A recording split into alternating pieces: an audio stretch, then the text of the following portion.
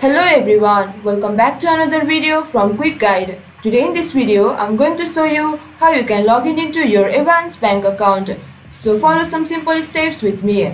First of all, open your web browser and in the search bar, type in evansbank.com. It will take you to the official website of Evans Bank, and in this interface, you can see the login button at the top right corner. Click on it. It will redirect you to the login portal of Evans Bank, and over here enter the username of your account and click on continue. Then you will be redirected to the password section. From over there, enter the password of your account and you will be logged into your Evans Bank account. And in case if you guys forgot your login credentials, click here forgot your username to reset it, or you can click here for. And in case if you guys forgot your username, click here. And in case if you guys forgot your username, click here forgot your username to reset it.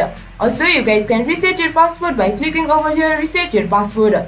This way you can log in into your Evans Bank account. So this was for this video. Hope you guys understand and find our video helpful. If you did, please do not forget to hit the like and subscribe to our channel. And also hit the bell icon for latest videos and drop a comment for reviews and more content like this.